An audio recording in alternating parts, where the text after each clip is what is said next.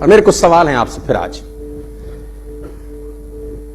सचिन तेंदुलकर जब क्रिकेट खेलना शुरू किया, उसको उस प्रोफेशन पे कितना % ट्रस्ट था?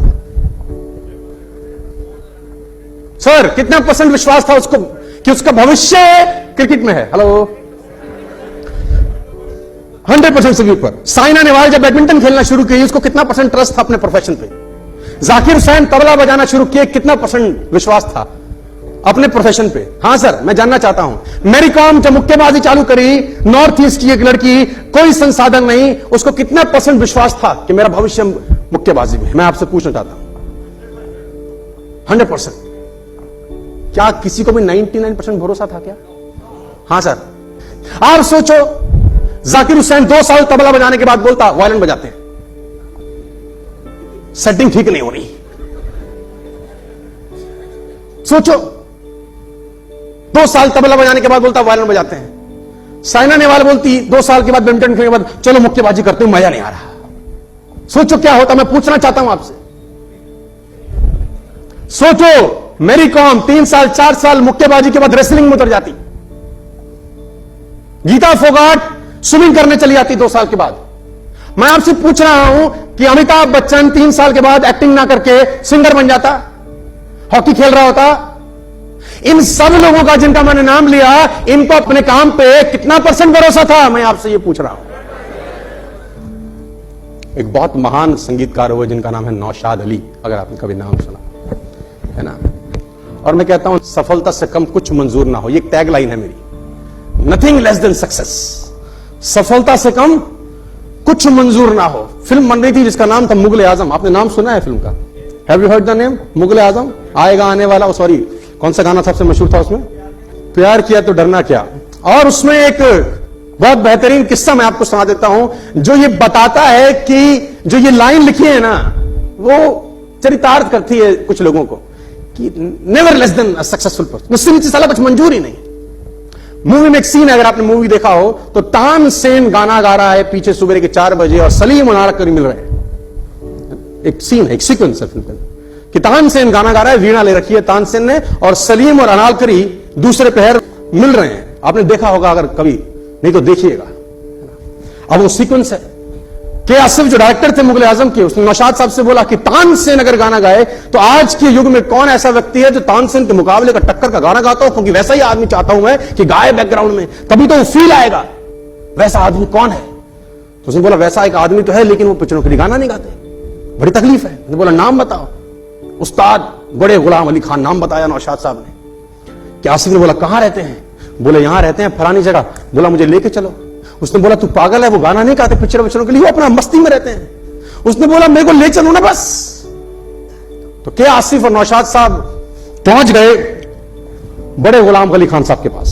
सफलता से कुछ कम मंजूर नहीं है साहब कुछ लोगों को। पहुंचे तो अंदर घुसे। नौशाद साहब जानते थे उनको, परिचय हुआ कि नौशाद साहब कैसे आना हुआ। बोले इनका नाम के आसिफ है, ये मुगल आजम बना रहे हैं और चाहते हैं कि इनकी पिक्चर में आप गाना गाएं।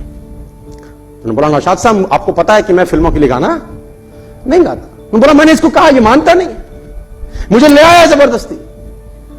तो उसने बोला आसिफ साहब मैं पिक्चरों के लिए गाना नहीं गाता।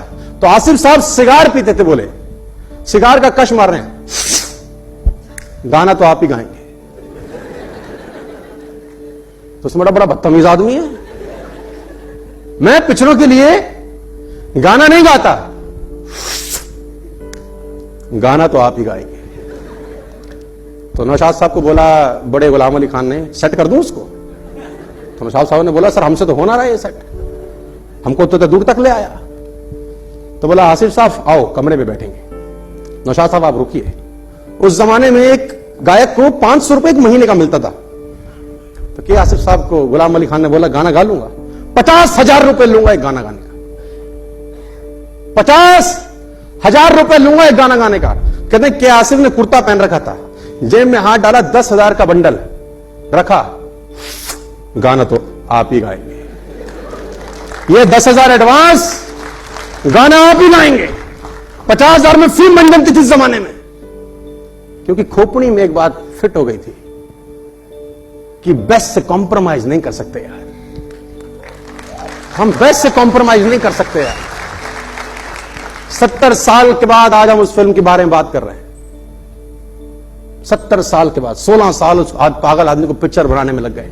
16 साल आपने कल्पना करी, एक आदमी डेडिकेटेड होकर लगा रहा एक ही प्रोजेक्ट के ऊपर। 16 साल, टेक्निक भी नहीं थी, रिसोर्सेज भी नहीं थे, लेकिन एक बात थी, सफलता से कम। और साला जब बनी तो फिर आपको पता है कि क्या हुआ है।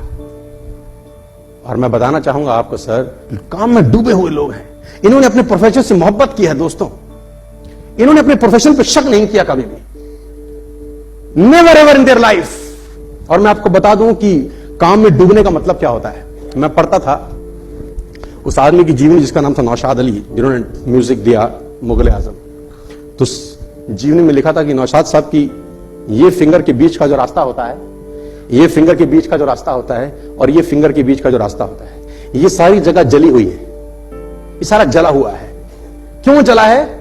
सिगार पी रहे हैं और बैठ के सोच रहे हैं, और सिगार जलते जलते जलते जलते जलते जलते उंगली को जला के बुझ गया, लेकिन ध्यान जहां पर लगाया साला ध्यान नहीं हटा वहां से। सिगार ऊपर से नीचे तक जल गया, उंगली को भेद गया, जला डाला, लेकिन दिमाग जहां चल रहा है ना सर, मैं बोलता हूं जिन लोगों ने दुनिया में शोहरत पाई है ना, मैं आपको ईमानदारी से बता रहा हूं, ये लोग काम में डूबे हुए लोग हैं यार। इनको अपने काम के अलावा कोई होश नहीं है यार, और ट्रस्ट है पूरा अपने ऊपर, अपने काम के ऊपर विश्वास है सर।